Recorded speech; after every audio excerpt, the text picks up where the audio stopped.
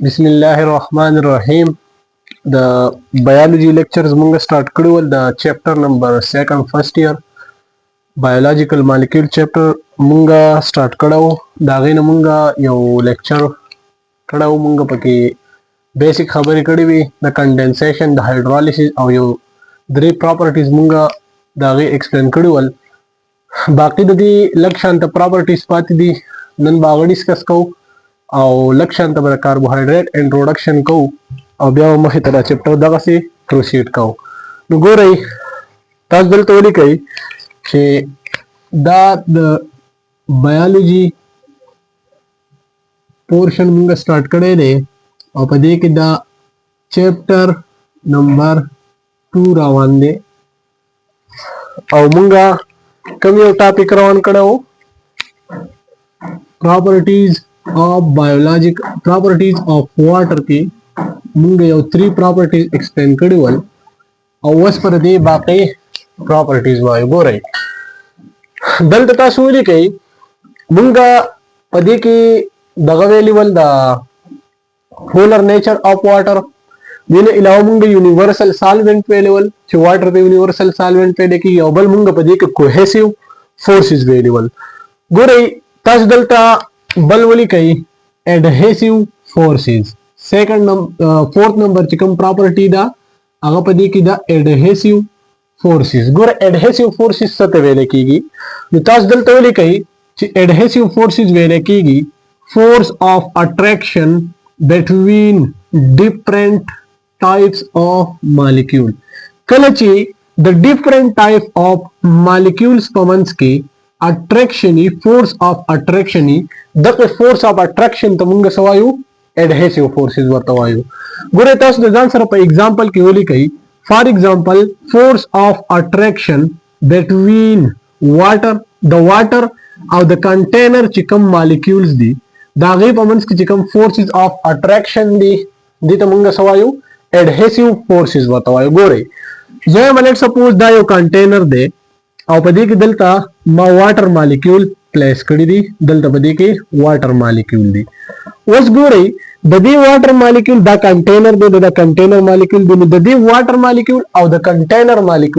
मॉलिक्यूल जुदा different types दे और वाटर चिदन दा यो जुदा टाइप मॉलिक्यूल दे ददी दो डिफरेंट टाइप्स ऑफ मॉलिक्यूल पमन्स की चिकम फोर्स ऑफ अट्रैक्शन दे देता मुंगा सवायु देता मुंगा वायु एडहेसिव फोर्सेस देता मुंगा सवायु एडहेसिव फोर्सेस होस गो रही दा हो सिंपल दे ची the different types of molecules पमन्स की फोर्स ऑफ अट्रैक्शन तमुंगा वायु adhesive forces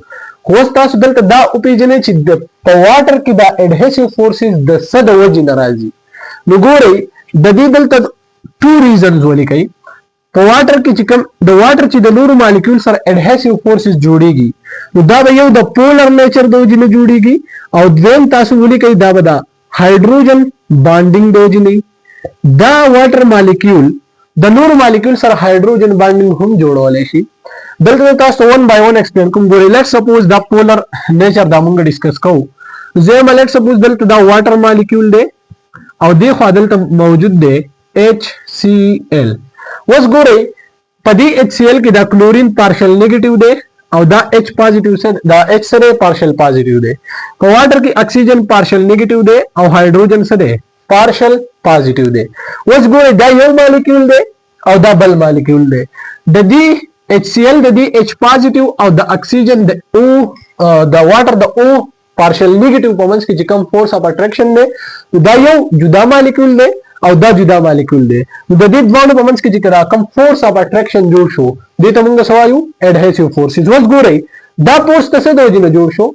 the polar nature दो जिने जोड़ शो करे द ऑक्सीजन दल तलेट सपोज पदमाली चार्ज नवे ददी हाइड्रोजन सर बदा फोर्स ऑफ अट्रैक्शन जोड़ करो नबो तासु यो बोले के एडहेसिव फोर्सेस चिदिरदार चा दो जिने राजी द पोलर नेचर दो जिने राजी द्वेम जिमानी के दे हाइड्रोजन बॉन्डिंग तो द हाइड्रोजन बॉन्डिंग दाता सुदल तो के लेट्स सपोज जे मा the water molecule the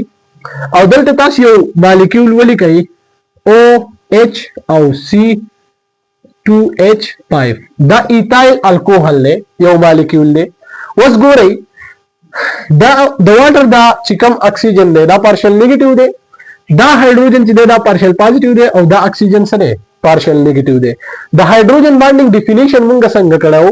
مونږ وی چې کله د یو مالیکول د اکسیجن یا د فلورین یا د نایټروجن د بل مالیکول د دې هایدروجن سره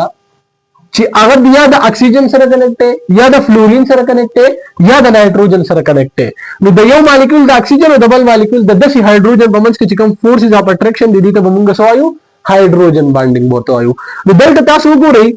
دا یو جدا مالیکول دی او دا یو بل جدا مالیکول دی، دا ډیفرنٹ ټایپ اف مالیکولز دي، خو د دې په منځ کې چې دا کوم فورس اف اټریکشن ډیولپ شو دا رسد وجنه د هایدروجن بانډینګ د وجنه دی واټر د ایتایل الکوهول سره جوړ کو هایدروجن بانډینګ جوړ کو. نو دا ریزن دی چې اډهیسیو فورسز د واټر د سد وجنه دي د پولر نیچر او د هایدروجن بانډینګ د وجنه دي. اوس ګورئ لکشن ته بده کې نور خبرې کوو. دلته یو خو کوهیسیو فورسز دي د واټر او د واټر مالیکول په منځ کې چې دي هغه کوهیسیو فورسز دي او بل اډهیسیو فورسز دي د واټر او د نور مالیکولز په منځ کې. د دې کوهیسیو او د اډهیسیو فورسز د وجنه دا واټر زمونږ په پورا باډي کې سرکولیشن کوي. ګورئ زمونږ په باډي کې چې دا کم بلډ په پورا باډي کې سرکولیشن کوي نو دا پدې کې موست اف د واټر موجود دي، زیاتره پدې کې واټر موجود دي. په واټر کې بیا دند دا چې کوم مټیریل دی دا په دې کې ډیزالو شي دا په ډیزالو فارم کې دا زموږ په پورا باډي کې د دې ترانسپورت کیږي. نو دا ترانسپورت چې کیږي نو دا چا د وجنه کیږي د واټر او د واټر د کم پراپرټیز د وجنه د کوهیسیو فورسز اډهیجن د اډهیسیو فورسز د وجنه. نو ګورئ تاسو دلته ولیکئ چې ډیو ټو کوهیسیو پلس اډهیسیو فورسز د کوهیسیو او د اډهیسیو فورسز د وجنه ډیو ټو کوهیسیو and adhesive forces water molecule act as a transport medium. water دا د یو transport medium په تور باندې کار کوي. د transport medium مطلب دا دی چې دا یو داسې medium دی چې په دې کې بلهاشه molecules بلهاشه material زموږ په پوره باډي کې څه کوي سرکولیشن کوي. نو دا transport medium سوک دی واټر دی او دا واټر د چې د ترانسپورت میډیم په تور باندې کار کوي نو دا د څه د وجنه دی د کوهیجن او د اډهیجن یا د کوهیسیو او د اډهیسیو فورسز د وجنه دی. ګوره زه تاسو دا لکشن ته ایکسپلین کوم زموږ په باډي کې چې مټیریل سرکولیټ کیږي نو دا د څه د وجنه کیږي دا پس کې کیږي دا د بلډ د وجنه سرکولیټ کیږي او بلډ چې کله فلو کوي نو دا پس کې را روان دی په بلډ ویسل کې را روان دی. ګوره کزه ولټ سپوز دا یو واټر مالیکول دی او دا به مخې ته روان دی نو د دې شاته چې کوم واټر مالیکولز دي د دې په منځ کې څه دي کوهیسیو فورسز دي کنه د یو واټر او د بل واټر مالیکول په منځ کې. نو کدا یو واټر مالیکول په مخ کې تر روان دی نو د کوهیسیو فورسز د وجه نه د بل مالیکول په ځان باندې څه کوي راکاږي په ځان باندې. نو د کوهیسیو فورسز د دې په فلو کې څه رول شته کنه بالکل د دې په فلو کې رول شته. اوس ګورئ دا واټر مالیکول تو فرض کا د دې د چې کوم بلډ ویسل دي کله دې په منځ کې ریپلژن وي اټریکشن نه وي اډهیسیو فورسز نه وي دا واټر مالیکول د څه کېدل د دې ځنه با ریپل کېدل او کله چې ریپل کېدل نو د دې بسوا دلته بس سټیبিলিټی نه و. نو دلته د کوهیسیو او د اډهیسیو فورسز د دوانو د وجې نه دا واټر مالیکول څه کوي فلو کوي او یو بل پراپرټی ده چې واټر د یونیورسل سالوینټ په تور باندې کار کوي. نو په دې کې بلهاشه مټیریل ډیزالو شوی دي او دغه مټیریل چې ډیزالو په یو باډي کې سرکولیشن کوي نو هر یو پارت ته څه کوي دا رسی نو چې څونه هم ترانسپورت کېږي دا د لپاره میډیم څوک دی هغه واټر دی او چې واټر ایز ا میډیم کار کوي نو دا به څه د وجې نه د کوهیسیو او د اډهیسیو فورسز د وجې نه. اوس ګورئ دا د اډهیسیو فورس خبره وه لکشن ته نور پراپرټیز دلته ایکسپلین کوو. دلته چې کوم بل پراپرټي ورکړي د 5 نمبر هغه د های سپیسیفیک هیټ یا های سپیسیفیک هیټ کیپیسټي. ګورئ د واټر چې کوم سپیسیفیک هیټ ته نو دا های دی نو د ټولو نه اول تاسو سپیسیفیک هیټ پیژنئ بیا تاسو دا وایئ چې د دې های سپیسیفیک هیټ ریزن څه دی بیا تاسو دا وایئ چې د های سپیسیفیک هیټ د وجې نه موږ ته څه پیدا میلاویږي لیوینګ ارګانیزم ته د دې نه څه پیدا میلاویږي. نو ګورئ تاسو دلته ځان سره ولیکئ چې های سپیسیفیک هیټ د سپیسیفیک هیټ څه ولیکئ. ګورئ کله چې هم لیټ سپوز هم په دې ټایم کې د دې مارکر ټمپریچر څونه دی 10 ډیګري سیلسیس دی.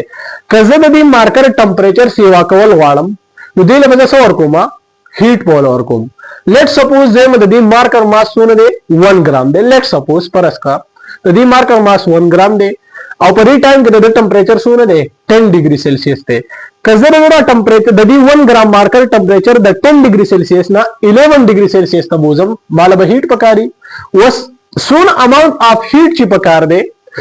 Munga the 1 gram substance temperature per 1 degree Celsius pan sewa ku nudi the munga sawayu specific heat to tas dal the answer really kai chi the amount of heat sumra amount of heat that required de pakar de chi munga sawa ku chi munga the 1 gram substance the amount of heat required to raise the temperature chi munga the 1 gram substance temperature sewa ku to raise the temperature of 1 gram substance. Husuna sewa ku da temperature 1 degree Celsius. Damunga 1 degree Celsius ya 1 Kelvin sewa ku. Dita mamunga sawayu, dita mamunga wayu specific heat. या specific heat capacity वरते वेले की शर्तों ने तब गो रही amount of substance बसू नहीं 1 gram भाई और change in temperature बसू नहीं 1 degree Celsius he which is the 1 gram substance temperature जब 1 degree Celsius या 1 Kelvin बांधी सेवा call warm with the dire par ची सुम्र amount of heat पकार दे with the amount of heat तुमंग सवायु specific heat was good example let's suppose that your substance थे और the 1 gram substance थे और the temperature soon they 10 degree Celsius थे दलमुंगा दलना टेम्परेचर मुंगा सूत्र रसोल वाडू 11 degree Celsius था वस चिदरा टेम्परेचर द 10 11 तजबुजम मान बसबकारी heat पपकारी वस सुम्र amount of heat पकार दे this is called the specific heat capacity कफरस का द यो टेम्परेचर चेंज दरावस्तल लपारे ची सूर heat पकार दे कफरस का द लग heat पकारू नुमुंग बहुत specific heat सरे कम दे और कजियात हीट पकारो नमु बहुत स्पेसिफिक हीट कैपेसिटी सदा या स्पेसिफिक हीट दे सेवा दे उस गोरे तास दल ते आंसर यो पॉइंट नोट कई यो पॉइंट तास दे आंसर ओली कई ची the water specific heat Sade specific heat the high they the water specific heat ची दे अगर ओली कई ची द हाई दे उस the water specific heat high मतलब सदे द हाई मतलब दारे कफरस का ज the water temperature let's suppose the 10 11 tabuzam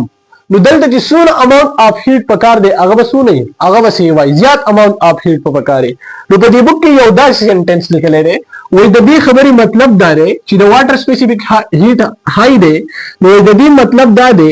means it will absorb chi deba heat absorb kai ya ba heat se kai release kai large amount of heat tas dalta oli kai chi deba it will absorb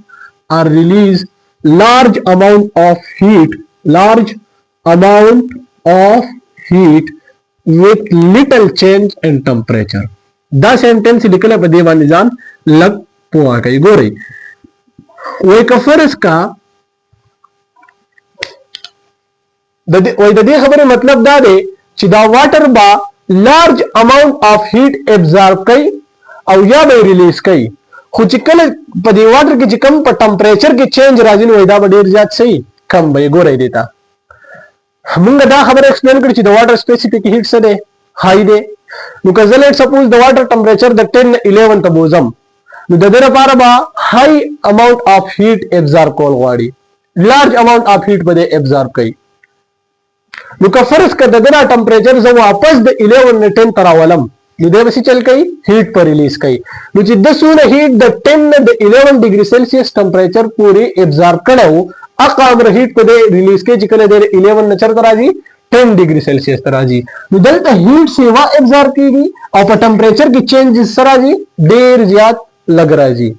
नुद देवजिना मुंगवाल ची the water specific heat सरे आगा सेवा दे वस गोरे तासुदल तोली कई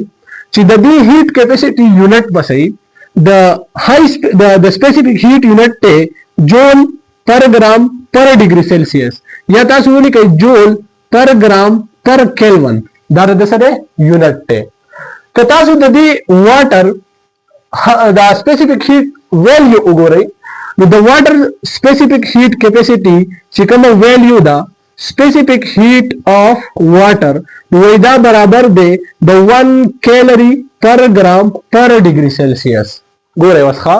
تاسو دلته ولیکئ چې 1 کیلوري دا د انرژي یونټ دی او دا د څونه جول برابر دی د 4.18 جول برابر دی. نو مطلب دا دی که فرض کومه د 1 ګرام واټر ټمپریچر 1 ډیګري سیلسیس سیوا کول غواړو نو دې له موږ څومره هیټ ورکو 4.18 جول. تاسو خدا ویلو ډیر زیاته کم ښکاری خو تاسو دلته سوچ وکئ چې دلته دا 1 ګرام واټر دی نو که فرض کړه دا 1 کیلوګرام کم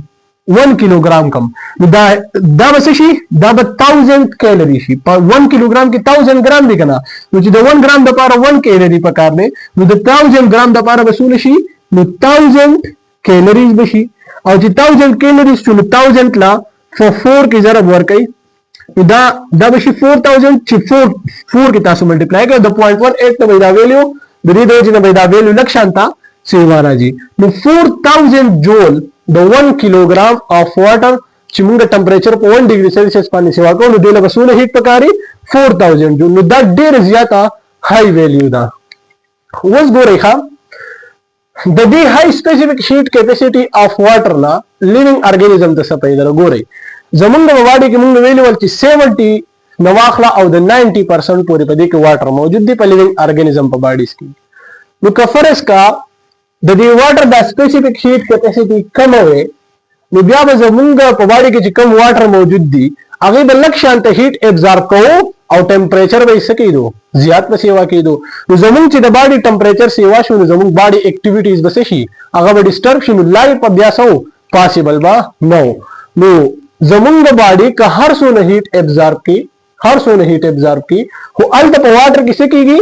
الته د واټر د ایبیلیټي دی چې د هیټ زیات ابزارب کوي او ټمپریچر یې لږ سیوا کېږي او د دې نه علاوه زمونږ په باډي کې داسې میکانیزمز هم دي چې د هغې په تھرو باندې زمونږ د باډي نه ایکسس هیټ چې دی نو هغه څه کېږي هغه لاس کېږي. نو ګورئ تاسو دلته ولیکئ چې د های سپیسیفیک هیټ کیپیسټي پیدا څه ده نو تاسو دلته ولیکئ چې ډیو ټو های سپیسیفیک هیټ د های سپیسیفیک هیټ ته وجې نه واټر چې دی داسې چل کوي دا د ټمپریچر سټیبلایزر په طور باندې کار کوي. واټر ایکټ ایز ا ټمپریچر سټیبلایزر د ټمپریچر سټیبلایزر په طور باندې کار کوي یا د ټمپریچر ریګولیټر په طور باندې کار کوي. که تاسو د ارث ټمپریچر وګورئ نو د ارث ټمپریچر چې کم دی هغه د دې واټر د وجې نه دی څومره چې د ورځې دا سن لایټ راځي دا هیټ انرژي څوک ابزارب کوي واټر خو هلته ورسره د هغه په ټمپریچر کې چینجز ډېر زیات څه راځي لږ راځي. نو که فرض که دا واټر نه وي نو بیا به څه کېدو دا هیټ په چېرته تلو خو د ارث ټمپریچر به یې څه کوو سیوا کوو به نو دا د ټمپریچر سټیبلایزر په طور باندې کار کوي یا تاسو ولیکئ د ټمپریچر ریګولیټر په طور باندې کار کوي چې دا ټمپریچر سیوا کېدو ته نه پرېږدي د ارث. نو دا د سپیسیفیک هیټ په باره کې خبرې وي. بل چې کوم پراپرټي دلته ورکړې ده هغه تاسو ولیکئ های هیټ اف ویپورایزیشن. شپږمه نمبر پراپرټي ده د واټر های heat of vaporization. High heat of vaporization څه ته ویل کېږي ټول اول تاسو heat of vaporization وپېژنئ. ګورئ موږ دلته څه خبره وکړه چې 1 ټمپریچر دا 1 ډیګري سیلسیس ټمپریچر موږ سیوا کوو نو د هغې دپاره څونه اماونټ اف هیټ پکار دی دې ته موږ سپیسیفیک هیټ وایو. هیټ اف ویپورایزیشن دې ته ویل کېږي زه لیټ سپوز یو لیکوډ دی 1 ګرام لیکوډ دی او دا 1 ګرام لیکوډ زه 1 ګرام ویپر ته کنورټ کول غواړم نو د دې لپاره چې څونه اماونټ اف هیټ پکار دی دې ته به موږ څه وایو heat of vaporization. نو تاسو دلته ولیکئ چې heat of vaporization څه ته ویل کېږي چې څومره amount of heat the amount of heat required to convert 1 gram liquid into vapors at its boiling point. خو دا به کم ټمپریچر باندې په boiling point چې کله لیکوډ لمونږ هیټ ورکو او داغه ټمپریچر boiling point ته ورسېدو د boiling point نه بعد چې څونه amount of heat پکار دی چې موږ 1 ګرام لیکوډ څه ته کنورټ کو 1 ګرام ویپر ته نو دغه هیټ ته به موږ څه وایو هیټ اف ویپورایزیشن. ګورئ تاسو دلته ولیکئ زه لیټ سپوز دلته 1 ګرام واټر دی او دا 1 ګرام واټر د څه ته کنورټ کول غواړم 1 ګرام ویپر ته او ټمپریچر دلته سونه دی بوایلینګ پوینټ ټمپریچر دی د بوایلینګ پوینټ ټمپریچر نه بعد چې دا اچیو شو د دې نه بعد چې سونه اماونت اف هیټ د دې لپاره پکار دی دغه اماونت اف هیټ ته موږ سوایو هیټ اف ویپورایزیشن متوایو. اوس ګورئ د واټر چې کوم هیټ اف ویپورایزیشن دی دا هم های دی مطلب دا دی که فرض کوم 1 ګرام واټر 1 ګرام ویپرز ته کنورټ کوو نو د نور لیکوډز په نسبت باندې بر ډیره څه پکاري های هیټ په پکاري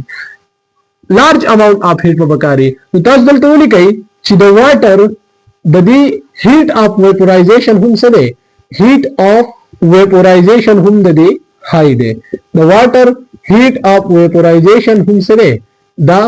های دی او د دې ویلیو که تاسو ولیکئ ویلیو تاسو ولیکئ نو هغه د 500 په فیډرل بک کې دا منشن دا 574 کیلری پر ګرام دا 574 کیلری انرژي په پکاري چې کله موږ 1 ګرام واټر څه ته کنورټ کوو ویپرز ته کنورټ کوو. که تاسو دا ولیکئ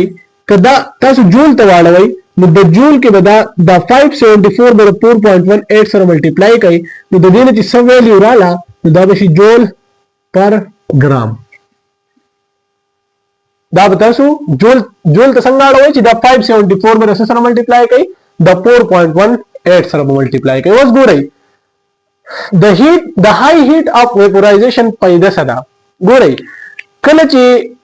زمونږ د باډي نه ایکسس باډي هیټ لاس کیږي زمونږ په باډي کې چې کله د هیټ کنسنټریشن سیوا شي نو زمونږ د باډي سویټینګ شروع کی خوله شروع کی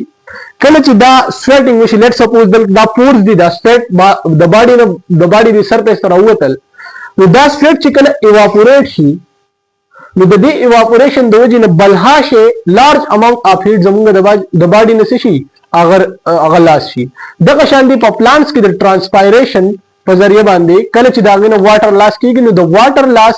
دا واټر چې د ځان سره څه کوي لارج اماونت اف هیټ څه کوي دا ځان سره بهر ته وړي. نو تاسو دلته ولیکئ چې د های هیټ اف ویپورایزیشن پیدا سدي اٹ هیلپس انیملز اینڈ پلانٹس دا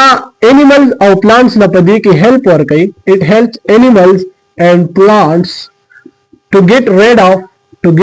ریڈ آف ایکسس باډي هیټ to get rid of excess body heat چې د دیو د باډي چې کوم excess heat ته راغلی نه دیو سره چې دا دیو نه لاس شي to get rid of excess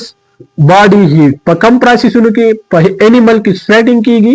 او په پلانټس کې څه کیږي په پلانټس کې کیږي ټرانسپایریشن. نو د ټرانسپایریشن او په سویټینګ په دوران کې چې کله د باډي نه واټر لاس کیږي نو په دغه واټر کې لارج اماونت اف هیټ څه کیږي دا چې کله دا واټر ایواپوریټ کیږي نو په ایواپوریشن کې د ځان سره لارج اماونت اف هیټ څه کوي د باډي نه بهر ته راوباسي. اوس ګورئ د واټر چې دا سپیسیفیک هیټ های دی او د واټر چې دا هیټ اف ویپورایزیشن های دی د دې ریزن څه کېدلی شي the reason for this two values of high specific heat and high heat of vaporization is hydrogen bonding. نو تاسو دلته ولیکئ چې د هایدروجن بانډینګ د وجې نه د واټر سپیسیفیک هیټ سره او د واټر سپیسیفیک هیټ او هیټ اف ویپورایزیشن دا سړي سیوا دي سپیسیفیک هیټ او پلس هیټ اف ویپورایزیشن دا دواړه د دې سړي دا های دي. وګورئ دا دوه پراپرټیز ول چې په دې لګ ډیټیل اوس ګورئ نیکسټ یو دوه پراپرټیز دي هغه لګ ډیسکس کوو په دې کې یو د آیونایزیشن اف واټر او بل ورپسې ورکړی دی water expands at low temperature. دا دوه پراپرټیز پکې پاتې دي بیا ورپسې کاربوهایډریټ وایو. ګورئ تاسو دلته ولیکئ آیونایزیشن اف واټر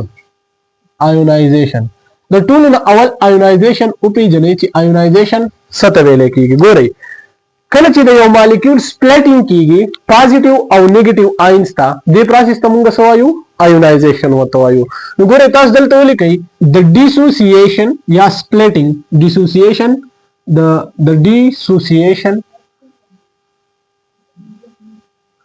د dissociation or splitting of a molecule کله چې د یو مالیکول سپلیټینګ کیږي یا ډیسوسییشن کیږي چاته into positive and negative ions दे प्रोसेस ता मंग सवायु दे प्रोसेस ता ionisation process वेले कीगी वस गो रही कलची the water ionization munga wayu no the water molecule देर ज्यादा highly stable molecule ले no देची कला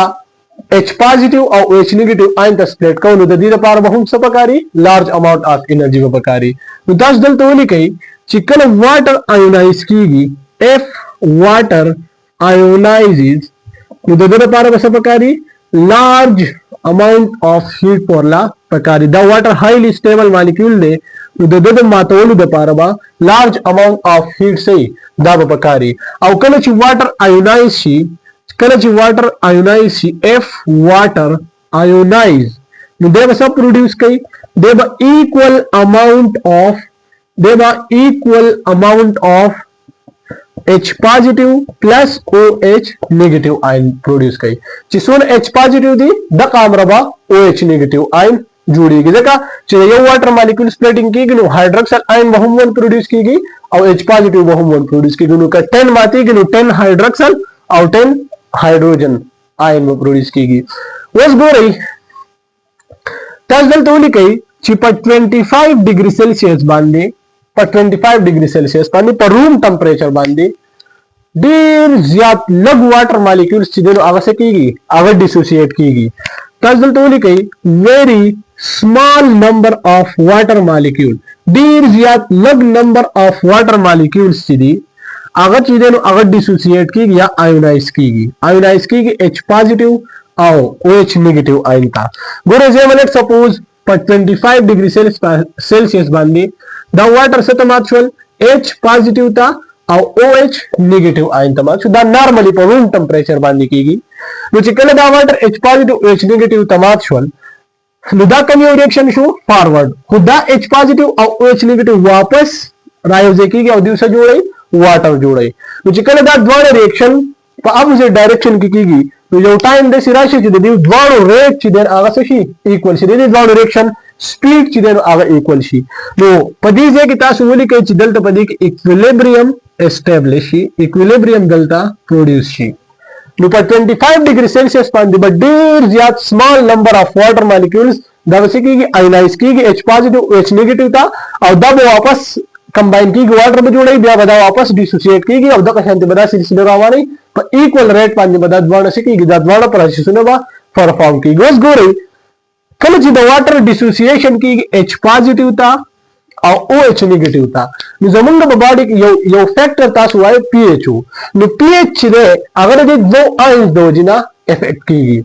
और जमुंग बॉडी की एंजाइम दिन द एंजाइम द पार यो स्पेसिफिक pH पकार दे नु दा ता सुवली के ची दा दो आयंस ची दी नु दा द सेल या द बॉडी pH सकै दा regulate pH of the body और सेल्स the cells या the body pH पर रेगुलेट कई और ड्यू चिदे ड्यू में the enzyme activity enhance कई दा पॉइंट पास दुकान सर एक सवाल कई ची ड्यू में the enzyme activity enhance कई सेवा कई भाई जगह ची the water the proper activity the पारे यो proper pH बकार दे आगा pH नो नु गया the water the enzyme activity सही दा बड़ी disturb इतास दल तो ले कई ची the enzyme activity से कई दा enhance कई सेवा कई उस गो रही दलते योगल प्रॉपर्टी वर्कड़ी दा ची वाटर एक्सप्लेन की पर लो टेम्परेचर बांधी द का प्रॉपर्टी लेट एक्सप्लेन को दा द डिटेल ची देनो आगा पर केमिस्ट्री की दे खुदलते खैर बायोलॉजी पर बुक की वर्कर देनो लक्षण ते एक्सप्लेन को तो दलता द टॉपिक नेम वर्क है जता सुदा दुदालिकम peculiar behavior of water या anomalous behavior of water anomalous behavior of water या unique behaviour of water the water ये यूनिक बिहेवियर दे चिदा वाटर मा एक्सपेंड की पल्लो टेम्परेचर बांधी दारे टॉपिक टाइटल वर्क है expand at low temperature they topic the पूरे एक्सप्लेनेशन नमक के लग बेस एग्जाम था क्लियर कई गोरे दल तो तास यो दो प्रोसेस सुनो कई यो दे एक्सपेंशन एक्सपेंशन सतवेले की एक्सपेंशन और कंप्रेशन दा जो प्रोसेस ने लक्षण तो नोट कई एक्सपेंशन वेले की द इंक्रीज इन वॉल्यूम कलची तो वॉल्यूम की इंक्रीज राजी दी प्रोसेस तो मुंग सवायु एक्सपेंशन ورته وایو. دویم تاسو ولیکئ کمپریشن چې کمپریشن څه ته ویل کیږي نو کمپریشن د ایکسپینشن اپوزیټ ته دا ویل کیږي د ډیکریز ان والیوم چې کله په والیوم کې ډیکریز راځي دې پروسس ته موږ څه وایو کمپریشن ورته وایو. اوس ګورئ کله چې هم موږ ټمپریچر سیوا کوو نو د دې سره به څه راځي ایکسپینشن به راځي. کله چې ټمپریچر سیوا کیږي نو ایکسپینشن به راځي او کله چې ټمپریچر کمیږي نو څه به راځي کمپریشن به راځي. ګورئ که سالډز دي که لیکوډز دي که ګیسز دي د دوی د مالیکولز په منځ کې د پارټیکلز په منځ کې انټر مالیکولر فورسز شته. ګورئ زم لیټ سپوز دا د ګیس مالیکولز دي د ګیس مالیکولز دونه نږدې نه لیټ سپوز دا د ګیس مالیکولز راغلل بیا دا د لیکوډ مالیکولز راغلل لیټ سپوز او دا چې دینو دا چا مالیکول راغلل د سالډ مالیکولز راغلل. اوس ګورئ د ګیس چې کوم مالیکولز دي نو په دې کې دا واړه واړه پارټیکلز د یو بل ډیر زیات څه دي لري دي نو د دې په منځ کې انټر مالیکولر فورسز څه دي ویک دي. که زه لیکوډ ته وګورم نو په دې کې دا پارټیکل لږ شان د ګیس په نسبت باندې نږدې دي نو د دې انټر مالیکولر فورس د دې څه دي سیوا دي او که زه دا سالډز دا وګورم نو دوی ډیر زیات نږدې شوي دي نو د دې انټر مالیکولر فورسز څه دي د ټولو د سیوا دي. اوس ګورئ ښه چې څونه هم ټمپریچر مونږ سیوا کوو نو د هغې سره به څه کېږي کاینیټیک انرژي به سیوا کېږي او کله چې کاینیټیک انرژي سیوا کېږي نو د دې پارټیکلز د موشن دا سپیډ به څه کېږي دا به سیوا کېږي. نو چې څونه کاینیټیک انرژي سیوا کېږي نو دا پارټیکلز به د یو بل نه څه ځي چېرته به ځي دا به لرې ځي. چې څونه دا پارټیکلز د یو بل نه لرې کېږي نو د دوی انټر مالیکولر فورسز څه کېږي هغه کمیږي او چې څونه دوی د یو بل نه لرې ځي نو دونه والیوم څه کېږي سیوا کېږي. نو که تاسو ټمپریچر سیوا کوئ کاینیټیک انرژي اف مالیکول به سیوا کېږي د مالیکولز د موشن چې کوم سپیډ دی دا به سیوا کېږي او د مالیکولز به د یو بل نه څه کوي لرې به ځي او چې مالیکول د یو بل نه لرې ځي نو والیوم به څه کېږي سیوا کېږي. نو ما ځکه دلته لیکلي چې کله تاسو ټمپریچر سیوا کوئ نو ایکسپینشن به کاس کېږي. کله چې تاسو ټمپریچر کموئ نو دلته به کمپریشن راځي. څنګه به راځي ګوره چې تاسو ټمپریچر کم کړئ نو د مالیکولز کاینیټیک انرژي به څه شي هغه به ډیکریز شي او کله چې د مالیکولز کاینیټیک انرژي ډیکریز شي نو د مالیکولز به یو بل ته نږدې راشي چې نږدې راشي نو انټر مالیکولر فورسز به سیوا شي او چې څونه نږدې رالي نو د دوی والیوم به څه شي هغه به کم شي او کله چې په والیوم کې ډیکریز راځي دې پروسس ته موږ څه وایو کمپریشن ورته وایو. اوس ګورئ دا نارمل خبره ده چې کله موږ ټمپریچر سیوا کوو ایکسپینشن به راځي او چې ټمپریچر کمو نو کمپریشن به راځي. اوس واټر چې دی دا یو یونیک بیهیویر شو کوي دا یو ناشنا شانته بیهیویر شو کوي. وایي چې کله موږ د دې واټر ټمپریچر اف ټمپریچر of water وای کله چې موږ د واټر دا ټمپریچر دا فال کو راغزار کو ډیکریز کو د 4 ډیګري سیلسیس نه کم یو ټمپریچر تا 0 ډیګري سیلسیس تا نو وای دا واټر به څه کیږي دا به ایکسپینډ کیږي واټر به څه کیږي ایکسپینډ کیږي. نو تاسو دلته وګورئ نارمل ټرند څه دی چې کله ټمپریچر سیوا کیږي نو ایکسپینشن به راځي چې کله ټمپریچر کمیږي نو کمپریشن به راځي. دلته د واټر ټمپریچر د 4 نه 0 ته راغی نو په کار څه دی کمپریشن په کار دی خو دلته موږ وایو چې واټر څه کیږي expand کیږي. نو دا یو ناشنا شانته behavior شو. This behavior of water is called peculiar behavior یا anomalous behavior of water یا unique behavior of water ویل کیږي. اوس ګورئ کله چې 4 ډیګري سیلسیس ټمپریچر دی نو د واټر ډنسټي څونه ده 1 ګرام پر سنټیمیټر کیوب ده 1 ګرام پر سنټیمیټر کیوب ده. د دې مطلب دا دی چې 1 ګرام واټر با څونه والیوم اکوپای کوي 1 سنټیمیټر کیوب والیوم با اکوپای کوي. اوس ګورئ چې کله ټمپریچر 0 ډیګري سیلسیس ته راورسېدو نو د ډنسټي څه شي کم شي ډنسټي کم شوه 0.91 ګرام پر سنټیمیټر کیوب. ګورئ دلته به څونه 1 ګرام واټر به 1 سنټیمیټر کیوب والیوم اکوپای کوو او په 0 ډیګري سیلسیس باندې 0.91 ګرام 1 سنټیمیټر کیوب والیوم اکوپای کوي. نو ګورئ ډنسټي موږ څه ته وایو ماس پر یونټ والیوم ته. ګورئ چې څونه ماس سیواو د ډنسټي ویلیو به سیوای چې څونه والیوم سیواو دونه د ډنسټي ویلیو صحیح کمه وي. نو دلته د دې ډنسټي دا ویلیو څه شوي ده کمه شوي ده او دا ولې کم شوی دا د والیوم د سیوا کېدلو د وجې نه کم شوی دا. اوس ګورئ ښه د دې ریجن سره چې کله ټمپریچر موږ د 4 ډیګري سیلسیس نه 0 ډیګري سیلسیس ته راولو نو دا والیوم چې دی نو دا څه کېږي سیوا کېږي واټر ایکسپینډ کېږي. ګورئ کله چې موږ ټمپریچر د 4 ډیګري سیلسیس نه 0 ډیګري سیلسیس ته راوستو دا ټمپریچر نو تاسو دلته ولیکئ چې واټر چې دی نو دا به هیګزاګونل سټرکچر جوړ کړي. دا به څه جوړ کړي واټر فارم هیګزاګونل structure دیو با hexagonal structure جوړ کی. اگر hexagonal structure زتا سره ډاکو ګورئ let's suppose دا یو hexagonal structure شو دا بل hexagonal structure شو دا بل hexagonal structure شو دا بل hexagonal structure شو د قشانتي دا بل hexagonal دا بل hexagonal دا بل hexagonal دا بل hexagonal دا بل hexagonal. تاسو دې structure ته وګورئ په دې سټرکچر په دې مډ پورشن کې سونه سپیس رابن شوی دی دا پری سپیس دی والیوم څه شوی دی سیوا شوی دی د څه د وجې نه سیوا شوی دی چې واټر کې د واټر ارینجمنٹ چرته تللی دی دا هیګزاګونل سټرکچر ته تللی دی دا کرسټل لایک ارینجمنٹ دی. نو چې کله ټمپریچر 4 ډیګري سیلسیس ته نو د واټر ډنسټي وسونه 1 ګرام پر سنټیمیټر کیوب. چې کله ټمپریچر 0 ډیګري سیلسیس ته نو د واټر ډنسټي وسونه 0.91 ګرام پر سنټیمیټر کیوب وي. او چې کله ټمپریچر تاسو د 4 نه سیوا کوئ نو بیا به صحیح بیا به نارمل ټرند ایکسپنشن راځي والیوم به سیوا کیږي. او چې والیوم سیوا کیدو نو بیا به ډنسټي څه کیږي کمیږي با. نو که د 4 ډیګري سیلسیس نه تاسو په بر ځای هم به ډنسټي کمیږي او که په ښکته ترې راځئ نو هم به څه کیږي ډنسټي به کمیږي. نو دا د واټر لکشن د پراپرټیز او اوس دلته یو ټیبل په دې بوک کې ورکړل شوی دی دا انډیکیټ د پاره ډیر زیات امپورټنت دی. دغه ټیبل دا تاسو ځل ته لیکم او دا به یاد ساتئ د ځان سره. هغه کې د مختلف بایولوژیکل مالیکول د پرسنټیج ورکړی دی په بیکټیریل سیل کې او په میمالیان سیل کې. په دې دوه سیلونو کې د دې ډیفرنٹ مالیکول پرسنټیج ورکړی دی. ګوره تاسو ته لیکم کانټینټ چې کوم یو بایولوژیکل مالیکول دی بیا تاسو ته لیکم بیکټیریل سیل او بیا تاسو دلته ځین نمبر ولیکئ میمالیان سیل. اوس ګورئ د ټولو نه اول که تاسو دلته واټر وګورئ د ټولو نه اول واټر وګورئ نو واټر په دې کې ایکوال دی دا هم 70 دی او دا هم 70 دی. دویم نمبر په دې کې دی پروټینز دی. نو پروټینز ګورئ تاسو به دا یاد ساتئ کنه دا ټیبل به تاسو ډیر په اسانه طریقه یادوئ.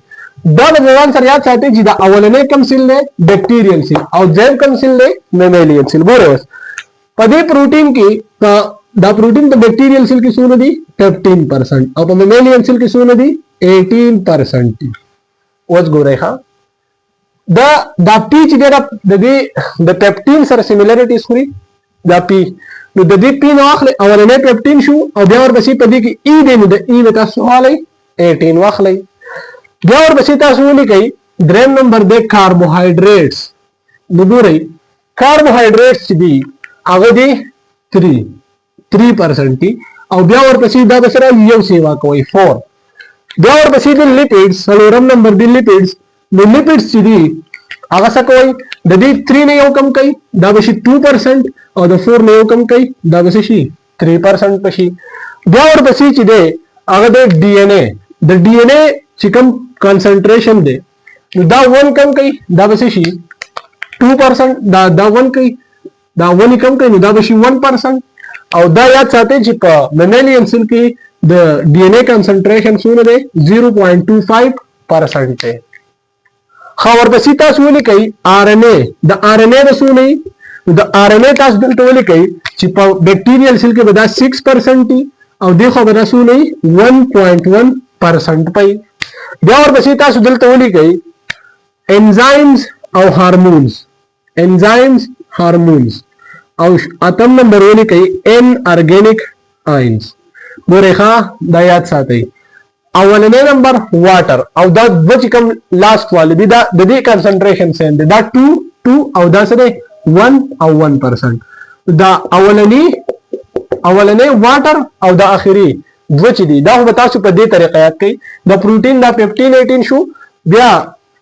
د کاربوهایډریټ دا 3-4 یاد ساتئ نو بیا دا نور چې دی دا 2 دا یو کم کوي 2 بشي دا یو کم کوي 3 بیا دا یو کم کوي 1% بشي خو دا یو دا ټرند نه پالو کوي چې د 3 نه 2 شي خو دا به صحیح دا به 0.25 یاد ساتئ او د ار ان اے دا 6% او 1.1%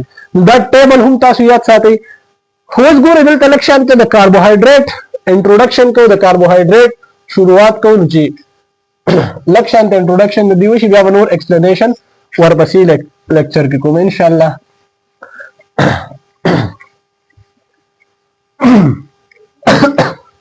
ګورئ ښه دلته اوس تاسو ولیکئ واټر ټوټل ایکسپلین شو. دویم نمبر چې کوم بایولوژیکل مالیکول دی واټر ان ارګینیک اوس موږ ټول ارګینیک بایولوژیکل مالیکول وایو. نو په ارګینیک کې د ټولو نه اولنې څوک ورکړی دی کاربوهایډریټ ول ورکړی دی. ګورئ کاربوهایډریټ چې دی زمونږ په لیوینګ ارګانیزم په باډیز کې نه که په نیچر کې مونږ وګورو چې زمونږ په باډي کې کم مالیکولز موجود دي په نیچر کې په هغه کې د ټولو نه زیات څوک موجود دي نو هغه څوک دي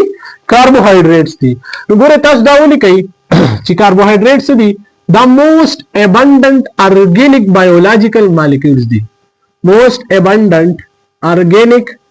بایولوژیکل مالیکول د خو په نیچر کې زموږ په باډیز کې نه بایولوژیکل مالیکولز ان نیچر په نیچر کې بدار ټولو نه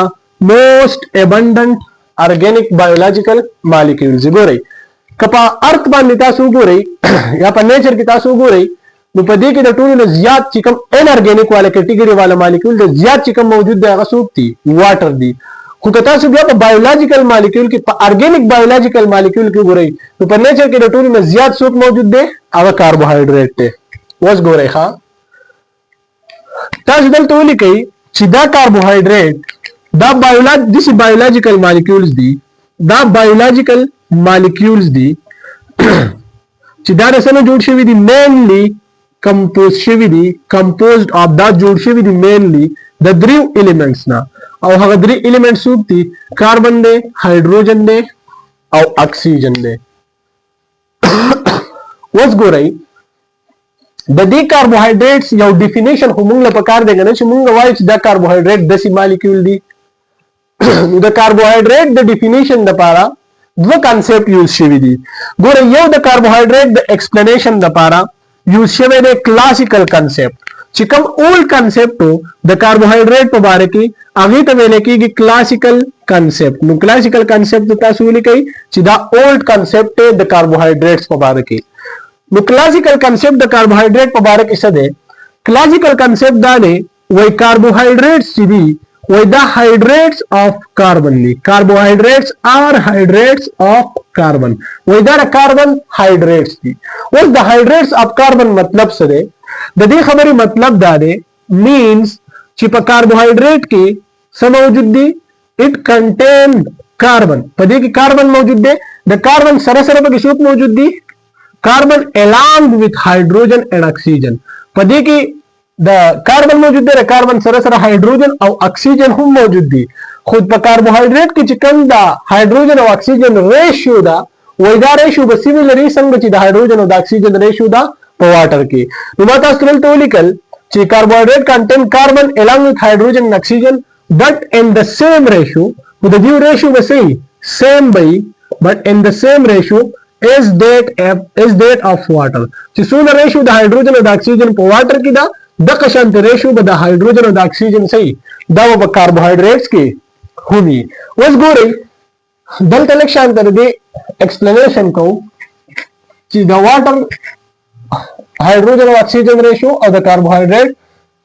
د هایډروجن اکسیجن ریشیو څنګه سیم ده.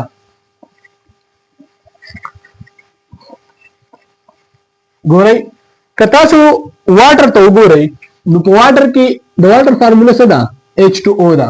د دې ریشیو اف هایډروجن او اکسیجن څونه د هایډروجن په دې کې څونه دي 2 دي او اکسیجن په دې کې څونه دي 1 دي. نو په کاربوهایډریټ کې به هم دغه د هایډروجن او د اکسیجن ریشیو به هغه به 2 ریشیو ونه. ګورئ تاسو له एग्जांपल درکم فار एग्जांपल یو ګلوکوز ولیکم C6H12O6 په دې کې ګورئ هایډروجن په دې څونه دي 12 دي او اکسیجن په کې څونه دي 6 دي پکې. نو دا چې تاسو سمپلیفای کوئ 6 1 او 6 2 12 نو د دې سره راغی 2:1. तो hydrates of carbon दे कने दे मतलब the hydrogen the oxygen ratio बगे the water पशांदा the the explanation शू ची बदी के 2 रेशियो वंदा बल ता सुवाले C4H8O4 बदी की द हाइड्रोजन सुने दी 8 ऑक्सीजन सुने दी 4 दा सिंप्लीफाई कई 4 1 जा और 4 2 जा 8 2 रेशियो 1 रागे उस गो रही द मख की कम ओल्ड कांसेप्ट आगे द कार्बोहाइड्रेट दस एक्सप्लेन कवल खुद या चिकला नवी कार्बोहाइड्रेट डिस्कवर के दल नुब्या बदी कांसेप्ट की लक्षण द लिमिटेशन उस गलतियां ने वे आग गलतियां ने तो गो रही तस दल तो नहीं कही लिमिटेशन ऑफ क्लासिकल कांसेप्ट पदी क्लासिकल कांसेप्ट की सल लिमिटेशन दी नु आगवस लग एक्सप्लेन को लिमिटेशन ऑफ क्लासिकल कांसेप्ट गोरे दुई वो जब कार्बोहाइड्रेट के बाद हाइड्रोजन और ऑक्सीजन रेशियो सु नहीं 2 रेशियो बनी खुसद नाम कार्बोहाइड्रेट कंपाउंड दी दसी कंपाउंड दी चाह कार्बोहाइड्रेट ने दी अगर दा ट्रेंड फॉलो कई चिपागे की द हाइड्रोजन और ऑक्सीजन रेशियो सदा 2 रेशियो वंदा तो तास दल तो नहीं कई ची फर्स्ट लिमिटेशन दी दारे ची सम नॉन कार्बोहाइड्रेट कंपाउंड दसी कंपाउंड चाह कार्बोहाइड्रेट ने दी अगो ची दे अगो 2 रेशियो 1 वाला कांसेप्ट आगे तुम अप्लाई कोलेशु या दा ट्रेंड ची दे अगो फॉलो कई उस गोरे ददी एग्जांपल की तास बोली कई एसेटिक एसिड यो बोली कई एसेटिक एसिड और बल बोली कई लैक्टिक एसिड बोली कई गोरे द एसेटिक एसिड ची दे बरा फार्मूला सदा C2H4O2 तो बदी का हाइड्रोजन सुन दी 4 ऑक्सीजन बगी सुन दी 2 तो 2 1 जा और 2 2 जा नो 2 रेशियो 1 ना गए द लैक्टिक एसिड फार्मूला द C3H6O3 हाइड्रोजन सुन दी 6 ऑक्सीजन सुन दी 3 उदार आ गए 3 1 जा 3 2 जा द नॉन कार्बोहाइड्रेट कंपाउंड दी और दा सकई दा दका ट्रेंड पालो कई तो कमुंग कार्बोहाइड्रेट हम से डिफाइन को ब्या ब्या बदा हम सही द दी डेफिनेशन मुताबिक दा कार्बोहाइड्रेट बका दे खुदा कार्बोहाइड्रेट्स न दी तो द दी दे मॉडर्न डेफिनेशन जरूरत रहा गए ची द दी नवे डेफिनेशन पेश कर लेशी यो जे गलती पदी की दा हुंदा गोरई दा नॉन कार्बोहाइड्रेट कंपाउंड दी और दा रेशियो वाला कांसेप्ट पालो कई खुद कार्बोहाइड्रेट कंपाउंड हम दे सीधी चागा दा कांसेप्ट न पालो कई गोरे तजल तो नहीं कई कि सम कार्बोहाइड्रेट्स डू नॉट फॉलो अवु दा कांसेप्ट न पालो कई और हम कंपाउंड देता सुनो वो एग्जांपल लड़कोमा ये होता सुनी कई डीऑक्सीराइबोस द डीऑक्सीराइबोस फार्मूला से दा C5H10O4 उस गुए हाइड्रोजन सुने दी 10 ऑक्सीजन सुने दी 4 2 2 जा 2 5 जा फर्दर सिंप्लीफाई कीगी न सिंप्लीफाई कीगी द हाइड्रोजन और ऑक्सीजन रेशियो बदी की सुन रहा 5:2 रहा बल्कि सुनी कई रेमनो हेक्सोज द रेमनो हेक्सोज फार्मूला द C6H12O5 था नुकता सुदाव को बदी की द हाइड्रोजन और ऑक्सीजन रेशियो सुन दा 12:5 था द फर्दर न सिंप्लीफाई की गई मुद्दा कांसेप्ट चिदे the limited show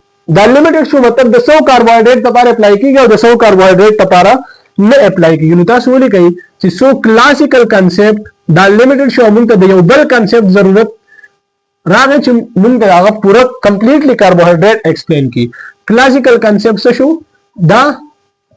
limited show दागी दो जिन ब्या यो नवे डेफिनेशन द कार्बोहाइड्रेट रागे अभी तो मिलेगी कि modern concept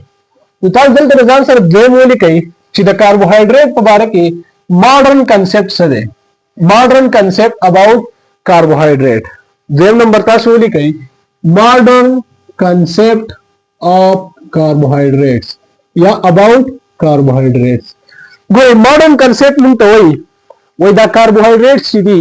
the polyhydroxy aldehyde दी या पॉलीहाइड्रोक्सी कीटोन दी या दसी कंपाउंड्स दी अगर हाइड्रोलिसिस बांधी पॉलीहाइड्रोक्सी अल्डिहाइड प्रोड्यूस कई या पॉलीहाइड्रोक्सी कीटोन प्रोड्यूस कई दाता जदा सर सेंटेंस काम कोले के बिता सको को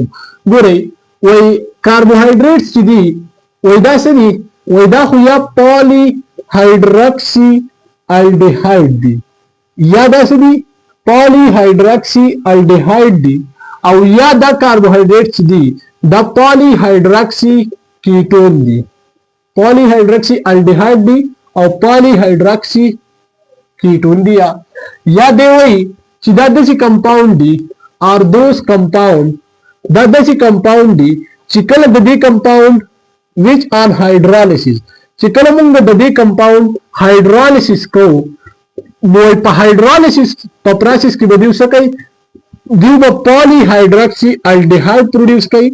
polyhydroxy aldehyde به produce کوي او یا به polyhydroxy ketone produce کوي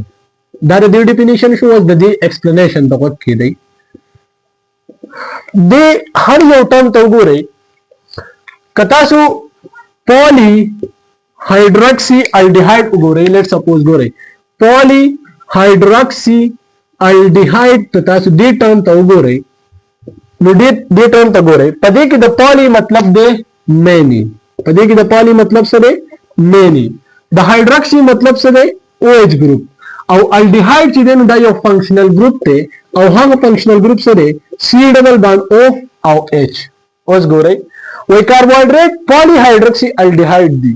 د polyhydroxy aldehyde مطلب دا دی چې دا د compound دی چې په دې کې د many OH group موجود دي او یو په دې کې څه موجود دي aldehyde group په دې کې موجود دي او وای them definition دا چې کوي چې دا یا polyhydroxy ketone دي نو تاسو د polyhydroxy ketone ټرم ته وښیي چې دا موږ ته سوې polyhydroxy ketone څه مطلب دی د polyhydroxy ketone مطلب څه دی نو د poly مطلب دی many د hydroxy مطلب دی OH group او د ketone مطلب دی ketone group ketone یو functional group ته C double bond O نو دې definition ته وښیي وای دا د compound دی چې په دې کې د ډېر شي OH group موجود دي many OH group په دې کې موجود دي او یو په کې څه موجود دي ketone group په دې کې موجود دي دریم definition ما څنګه لیکلی دی چې یا دا د compound دی چې کله موږ د دې hydrolysis کوو نو دوی په polyhydroxy aldehyde produce کوي یا په polyhydroxy ketone د دې point explanation زه تاسو ته لږ مخکې کوم هغې ته غوږ شئ ګورئ زه وایم لږ سپوز ګلوکوز دا یو کاربوهایډریټ دی او فرکټوز دا هم څه دی یو کاربوهایډریټ دی اوس ګلوکوز د دې ګلوکوز سټرکچر چې کله موږ ډرا کوو نو دا 6 کاربن کمپاوند دی او د ګلوکوز د سټرکچر د یادولو اسانه طریقه دا ګورئ د باټم سایډ نه 3 OH ګروپ رائټ سایډ ته ولیکئ بیا به منځ کې H بیا OH او بیا دلته دا څه ګروپ دی C double bond O او H دا زه تاسو ته وایم چې د دې مطلب څه دی دا H OH H H H او دلته راغی H فرکټوز ته ګورئ دا فرکټوز چې نو دا هم څه دی 6 کاربن کمپاوند دی د دې سټرکچر کې د باټم سایډ نه 3 OH ګروپ ولیکئ بیا به منځ کې H بیا دا ګروپ راغی بیا OH H H OH H H H او H دې کمپاوند ته وګورئ په دې ګلوکوز کې نمبر اف OH ګروپ شمار کړئ نمبر اف OH ګروپ 1 OH 2 3 4 5 OH ګروپ پکې څومره رالل په دې کې 5 OH ګروپ موجود دي او کتا سو دې ته وګورئ نو په دې کې یو ګروپ موجود دی دا کم یو ګروپ ته C double bond O او H aldehyde ګروپ ته نو دا کم یو ډیفینیشن شو polyhydroxy په دې کې many OH ګروپ موجود دي او یو پکې څوک موجود دی aldehyde ګروپ موجود دی نو دا polyhydroxy aldehyde شو بالکل شو فرکټوز ته وګورئ په دې کې څونه OH ګروپ دي 1 2 3 4 and 5 او یو په دې کې کم ګروپ موجود دی ketone ګروپ پکې موجود دی نو دا کم یو ډیفینیشن فالو کوي polyhydroxy ketone मेरे OH group पके दी और यो पके कम ग्रुप पे ketone group पदे के मौजूद दे ओस गोरे the glucose पदे के सून OH ग्रुप मौजूद दी 5 OH ग्रुप मौजूद दी और बल पके कम ग्रुप मौजूद दे aldehyde नो ददी पाली पदे ता सूली कई पेंटा पदे के सून OH ग्रुप मौजूद दी 5 OH और बल सर कम ग्रुप मौजूद दे aldehyde नो दा बशी पेंटा हाइड्रोक्सी aldehyde कतासु प्रक्टोस तो गोरे तो बदे कि हम OH5 थी तो दा बशी पेंटा हाइड्रोक्सी खो कीटोन ग्रुप पर कियो मौजूद दे नो दा बशी पेंटा हाइड्रोक्सी कीटोन नो तास दल ते रजान सरवली कई ची ग्लूकोज से शेरे दा पेंटा हाइड्रोक्सी aldehyde दे ग्लूकोज से दा पेंटा हाइड्रोक्सी aldehyde दे और फ्रक्टोज ची दे अगर पेंटा हाइड्रोक्सी कीटोन दे गोरे ग्लूकोज तथा सूली कई ची ग्लूकोज से दे दा पेंटा हाइड्रोक्सी aldehyde दे पेंटा हाइड्रोक्सी aldehyde दे او فرکټوز سره پینټا هایدروکسی کیټون دی او د دې په مطلب خو پوه شوي کنه پینټا هایدروکسی مطلب 5 OH ګروپ پکې موجود دي او یو پکې الډیهایډ او فرکټوز چې دی دا پینټا هایدروکسی کیټون دی ګورئ بس دا ګلوکوز پالی هایدروکسی الډیهایډ دی او د پالی هایدروکسی کیټون دی نو دې ته موږ څه وایو کاربوهایډریټس وته وایو اوس ګورئ زه بلټ سپوز دا ګلوکوز او فرکټوز دوی د یو بل سره رايوځي شول نو چې کله ګلوکوز او فرکټوز رايوځي شي باند جوړ کی نو دې ته موږ دا په ریزلټ کې کوم کمپاوند جوړای سکروز به جوړای او کله چې دیو رايوځي کیږي نو د دیو چې کله باند جوړیږي نو په دې کې واټر ریلیز کیږي نو دا کوم پروسس شو کنډنسیشن پروسس شو کفرس کزما چې دې سکروز ته زه واپس واټر اډ کم دې سکروز ته زه واپس واټر اډ کم نو دې وسته ماتيږي ګلوکوز ته او فرکټوز ته اوس ګورئ چې کله مونږه سکروز ته واټر اډ کو او د وړوکو یونټس ته مات شو دې پروسس ته څه ویل کېږي هایدرالیسیس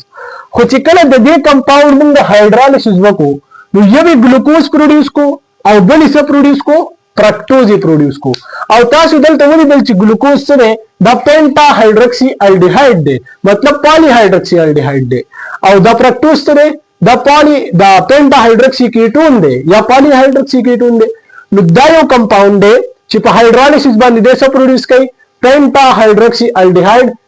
یا پالی هایدروکسی الډیهایډ یا پالی هایدروکسی کیټون پروډوس کوي نو سو دس کمپاوند از آلسو نون ایز कार्बोहाइड्रेट نو درې ډیفینیشن مې ته ولیکل او د هر یو مې ته ایکسپلینیشن ولیکو اوس ګورئ کتا سیدل ته وګورئ ما تاسو ته لیکلي دي چې نه OH ګروپ په دې کې موجود دي نو نمبر اف OH ګروپ په دې کې څونه پاسیبل کېدلی شي ګورئ په دې کې نمبر اف OH ګروپ په یاد ساتئ چې دا به یا د 2 برابري یا به 2 نه ګریټر دي کله دې رینج تاسو ته ولیکم نو دا به 2 نه واخلا او د 6 پوری د دې ایکسپلینیشن به د مانوسکراید نه کوو ګورئ مانوسکراید کې نمبر اف کاربن څو دي د 3 نه والا او د 7 پوری دی اوس ګورئ دلته تاسو ولیکئ چې آل کاربن ټول کاربن علاوه د فنکشنل ګروپ کاربن نه ایکسپټ FG کاربن مطلب فنکشنل ګروپ کاربن د دې سره به سم موجودي هایدروکسل ګروپ په دې سره موجودي فنکشنل ګروپ کاربن کوم یو دی دا چې کوم الډیهایډ والا کاربن دی او یا کیټون والا کاربن دی د فنکشنل ګروپ کاربن وای په دې ځکه